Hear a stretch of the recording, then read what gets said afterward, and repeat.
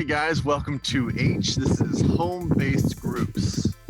The imagery I want you to have in your head for this particular letter of H is fellowship around a dinner table. Now this goes back to a core principle that people are your business.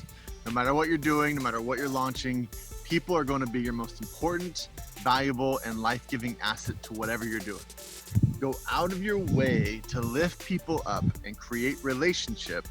Invest into teams, invest into others, and you will be more successful.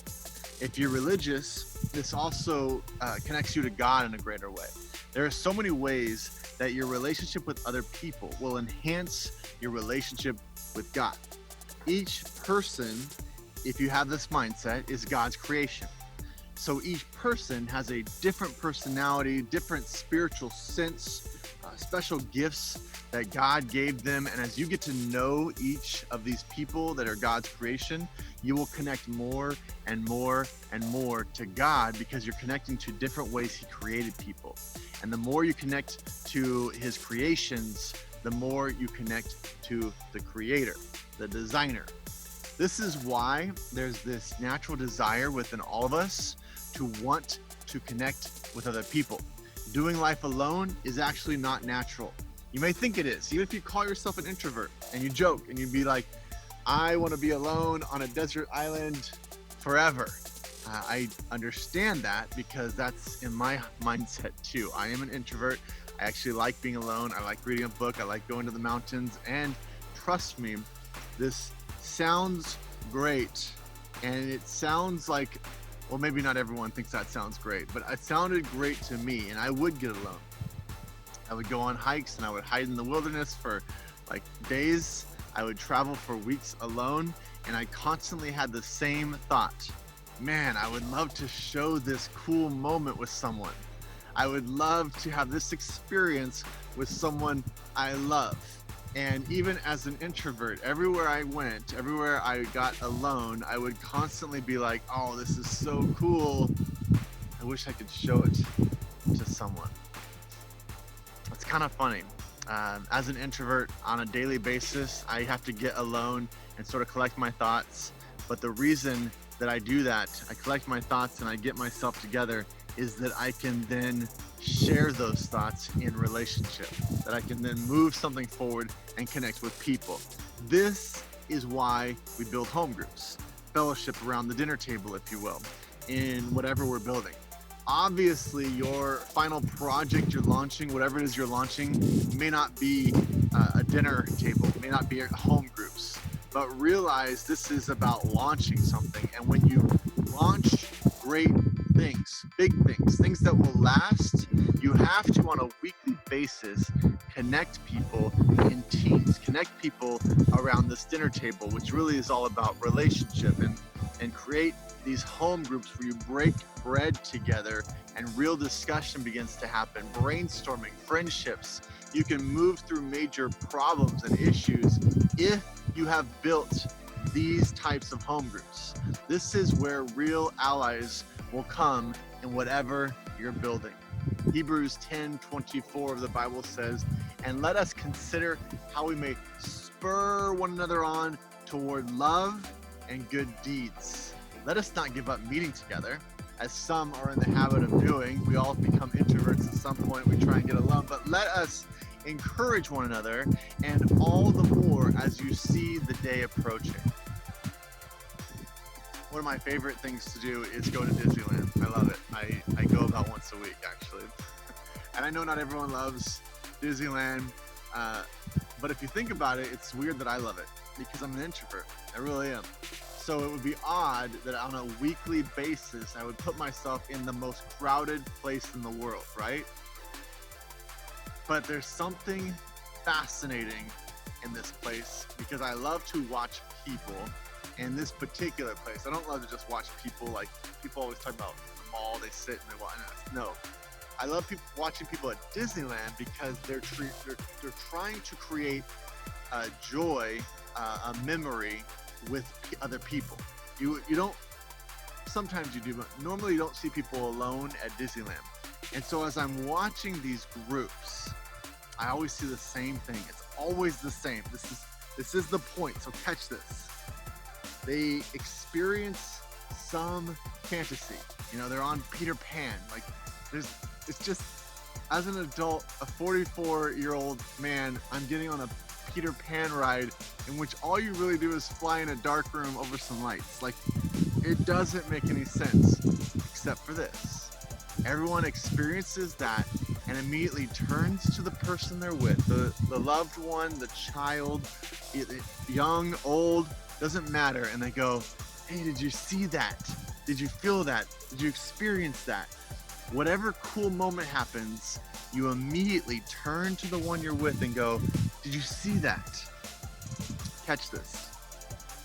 We want to experience the best of this life, but we want to do it with others. It completes the magic. Now, I think you're gonna think I'm crazy, so I'm asking for a friend. Do you ever find yourself in those moments kind of wishing you were friends with this group? I do think I'm weird, but I'm always going, that looks like a fun group. I want to be their friends. Or that family, I wish I knew them. I want to know them. I don't know, but I just feel kind of like it'd be weird if I went over and said, hey, can we be friends? You look fun. But the point here is, as we connect people with friends, someone like me, if you were to connect me with a group of fun people, I'd be like, oh, you're my best friend ever, because that's what I want. I want fun people in my life, but I don't want to be weird. So I'm really not the type that just walks up and goes, hey, can I be your friend? I don't think I've ever actually done that. So if you are building something, if you are launching something, if you create that, these home groups, these friendships, these relationships, these moments to connect people with others, you will absolutely create allies for life that will go even beyond what you're building. You will create allies that will help you build anything. If you're this type of leader that puts home groups, which is all about that relationship part, if you will put that first right here as you're launching something, you will create allies that go the distance with you. I promise you. Ray Stedman had this book called Body of Life, and it said this, and it was about the church. The principles apply to whatever you're launching. The church is not to be a conglomeration of individuals who happen to agree upon certain ideas. It is bound together as an organism in a bodily unity. It is true that a body is an organization, but it is much more than an organization. An organization derives power from the association of individuals, but a body derives its power from sharing of life. Did you catch that? We're creating a body of life. We want individuals, obviously, to come together, but come together in a way in which we work and have power as we share life together as a body instead of just a group of individuals. Dr. Loy McGinnis, he wrote the book Friendship Factor, and he points out the crucial need to relationship, to friendship, is this. In research at our clinic, my colleagues and I have discovered that friendship is the springboard of every other love. Friendship spills over onto the other important relationships of life. People with no friends usually have a diminished capacity for sustaining any kind of love. On the other hand, those who learn how to love their friends tend to make long and fulfilling marriages, get along well with other people at work, and enjoy their children. The better we are at helping people create friendships, the better we are at helping people do life, right? By the way, the reverse of this is true as well. As we don't build friendships and relationships and we foster isolation, this is where our world has created racism and judgment and anger and misconceptions and so many other parts of evil. I watch these moments come and go where it rises to the surface, this bubbling of just an anger about the world and another group. And the answer to it, to really stop it, to make it the world a better place, is home groups. It's smaller relationships around a table where you break bread and you get to know each other, and you realize that instead of the government solving these issues, a new program to solve an issue, throwing money at things. How many times have I texted money to an organization because of something I was watching on TV, and they say, text this number, and I text it, and I send money, and they tell us how we raised millions and millions of dollars, and a year later we're dealing with the same problem, because throwing money at a problem doesn't solve anything. Putting a new program out is not going to solve anything. Relationship solves problems. When we begin to realize that everyone is a unique design of God, that each person is special, and as we share in our differences around the breaking of bread together, that is when real change happens. In other words, these home groups, be the type of leader that builds home groups, and you will change people beyond just what you're trying to build. I mean, this other stuff is like trying to put a Band-Aid on a geyser that's blowing up. It's Band-Aids. It won't stick. But if we are real problem solvers, we really want to launch cool things in this world, we want to do special things, then build home groups and relationship and real conversation and real solutions and real success will happen. Another advantage, if you're building home groups, you pull people out of this consumer mindset. We live in a transactional world. It's transactional in every way. You do this, I do this. You do this, I do this. I give you this, usually money. You give me this, usually product. Quid pro quo. I'm not going to do you a favor unless you do me a favor. When you take whatever you're launching and you create an element of connecting people to build relationship, to break bread together, and you're now helping people solve larger issues that go beyond what you're launching, and nobody's going to really trust you at first. We've been so ingrained with transaction, even this concept of inviting people over for dinner, connecting people to like-minded friends. They're gonna come just knowing, okay, he's gonna ask us for something while we're here. He's not just having us over for dinner. He wants something. It's just, that's the life we live in. That's the world we have created, and it's gonna be so hard to break that there's like something you're after whenever you help someone, but do it anyway. Your true intentions will eventually rise to the surface. But we have just been in this quid pro quo society for so long that it's just the first thought everyone's going to have. When I launched churches, I have found this to be so very true of those that first come to our church. The mindset of people that walk through the doors is, what can this place do for me? Does this make me feel good? Do I feel good about this first room? Do I feel good about this music? These people who are around me, do they look like me? Does this speaker, can I relate to him? Am I getting anything out of this? Do my kids like it? It's like take. Every room they walk into, what can I take from this? Which really bothers me, because nothing in the entire Bible works that way. Like, there's no story in which that is how someone would approach God and what we're trying to do in telling people about Jesus. And so these Christians, people looking for a new church, come in with a complete opposite mindset of everything the Bible says, at least the right side of the stories in the Bible. But that's what we've created, so people shop for church. Rather than their first thought, which was what would come from the Bible, is how would I best serve here? How can I live my spiritual gifts out in this place? How can I connect people to Jesus here and help this message of Jesus move forward here? Basically a bunch of things I've never seen on someone's visitor card, right? But I have to put that aside in my head and realize that we have been indoctrinated in a world that takes every day. What can I get out of this?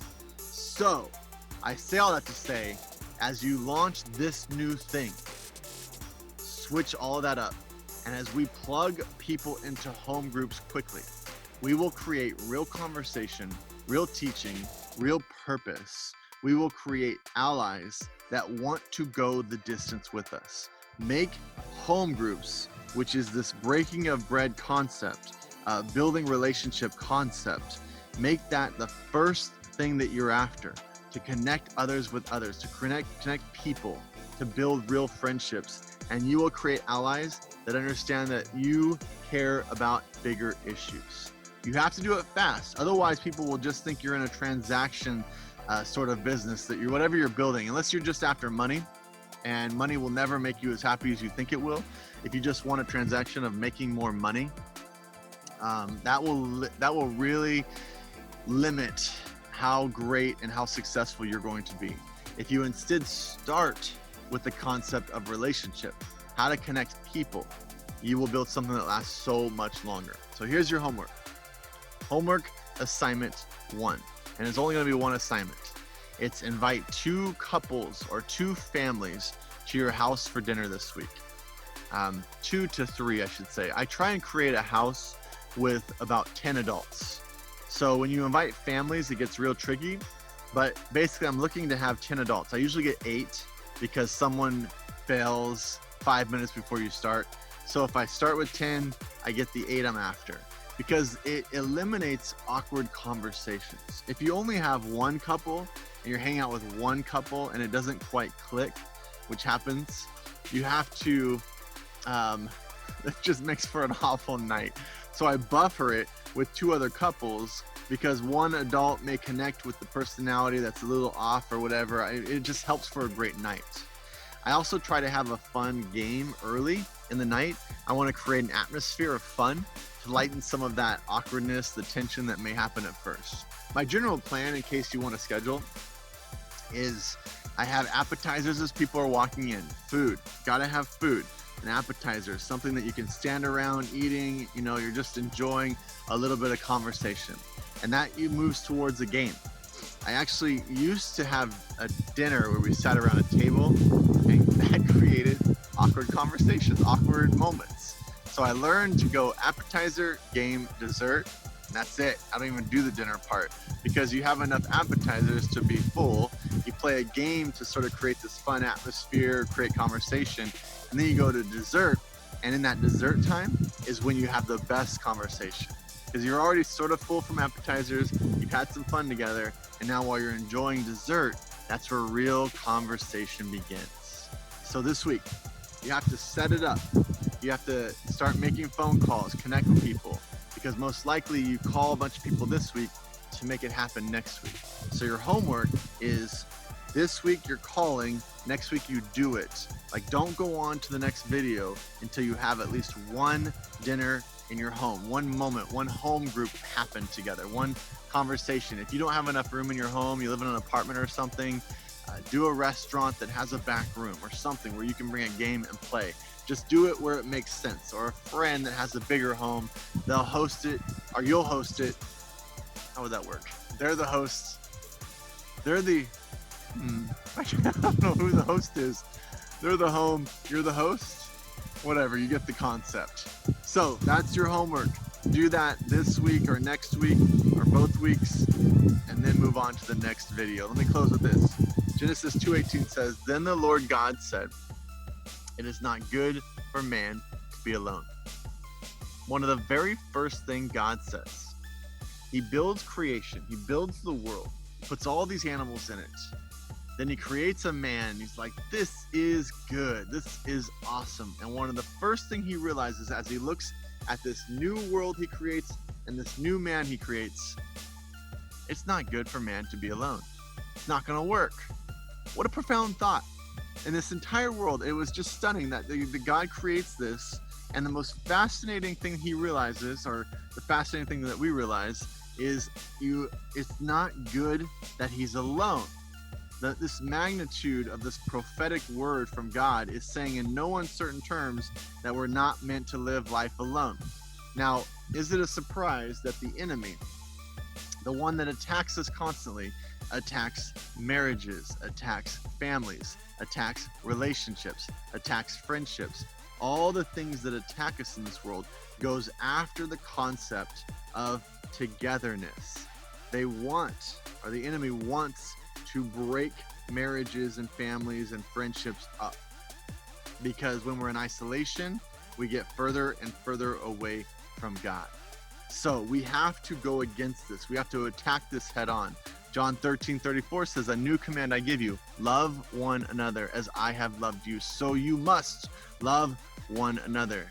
By this, all men will know that you are my disciples if you love one another." We have to create this. And whatever we're launching, even if you're not religious and you're like, why does he do so many verses? You obviously know by this point that launching churches is what I'm all about. But whatever you launch, if you create relationship, you will create lasting and long allies in whatever you're trying to build. One more. Ecclesiastes 4:9 says, "Two are better than one because they have a good return for their work. If one falls down, his friend can help him up.